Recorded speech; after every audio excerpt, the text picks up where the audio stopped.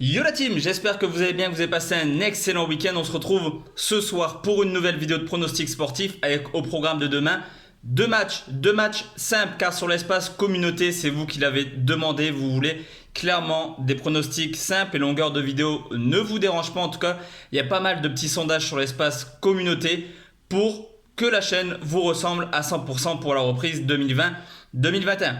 Comme je vous l'ai dit, de mon côté, je suis en vacances, le week-end s'est plutôt bien passé. En termes de pronostics sportifs, c'est un peu plus compliqué, voire catastrophique clairement. Alors plusieurs raisons. Tout d'abord, les compositions d'équipe. Je pense à Everton qui a vraiment fait tourner hier contre Bournemouth, mais également un manque de chance. Clairement, Naples, Sassuolo, plus de 2,5 buts, score final 2-0, 4 buts refusés par la VAR, plus un poteau. Et que dire, hier de la Juventus, on était parti sur un plus de 2,5 buts à la dernière minute. Penalty pour Cristiano Ronaldo. D'ailleurs, on avait annoncé le but de Ronaldo sur penalty sur la page Facebook. Je commençais à avoir le sourire, malheureusement. Il n'a pas réussi à marquer son but. Mauvaise journée, clairement. On espère se reprendre dès demain avec des pronostics simples sur lesquels on va un peu plus sécuriser nos pronostics. Je vous l'ai dit, demain on part sur deux matchs en Italie. Direction Parme qui reçoit l'Atalanta de Bergame, le 11e qui reçoit le 3e. Tout d'abord, le premier constat est que Parme est l'une des équipes qui fait le moins de matchs nuls à domicile. Seulement 2 nuls en 18 matchs et que même si Parme possède seulement la 11e attaque, c'est tout de même 25 buts marqués cette année.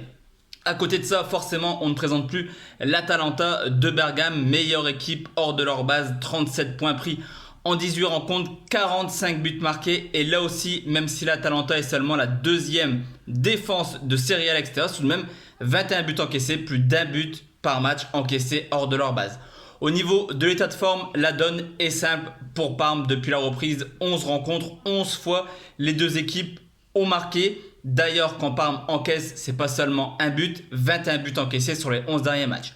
Du côté de l'Atalanta Bergame, clairement, il y a du moins bien actuellement, seulement 3 buts marqués sur les 3 dernières rencontres. Cependant, la dernière fois que l'Atalanta Bergame a fait 3 matchs de suite en marquant ne serait-ce qu'un but, ils se sont clairement vengés sur le Torino en s'imposant 7-0 à l'extérieur. Il y a vraiment du talent offensif du côté de l'Atalanta Bergame qui, en cas de victoire, aurait toujours son destin entre ses mains car lors de la dernière journée, l'Atalanta de Bergame reçoit l'Inter de Milan pour essayer d'aller chercher la deuxième place.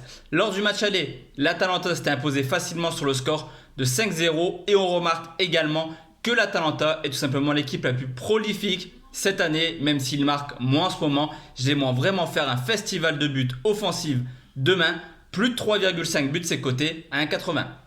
Deuxième pronostic, on reste en Italie, c'est l'Inter de Milan qui reçoit le Napoli, le deuxième qui reçoit le 7e. Alors forcément pour l'Inter, objectif, garder cette deuxième place qui est beaucoup plus rémunératrice que terminer 3e ou 4e. Pour Naples, plus grand chose à espérer en termes de qualification en Europa League. Ils sont déjà qualifiés via la finale de Coupe d'Italie. Mais aussi le fait que le Milan et l'AS Rome ont pas mal de points d'avance me pousse à croire que Naples n'est pas clairement concentré à 100% sur cette rencontre.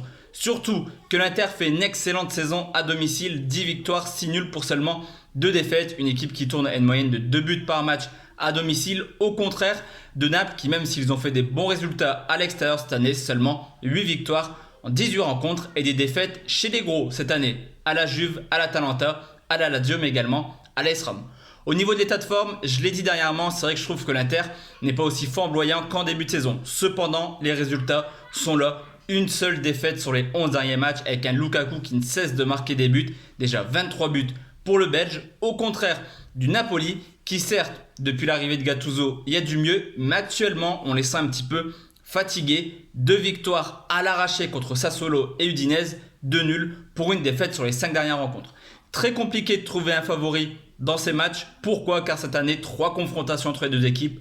Une victoire pour l'Inter, un nul, une victoire pour le Napoli. Et sur les 5 dernières rencontres en championnat à l'Inter, 2 victoires pour l'Inter, 2 nuls et une seule victoire pour Naples. Les deux équipes jouent la Coupe d'Europe en cette fin de saison. Cependant, je pense que Naples sera plus focus Ligue des Champions car l'Inter est déjà qualifié en Ligue des Champions. L'Europa League pour eux sera du plus cette année.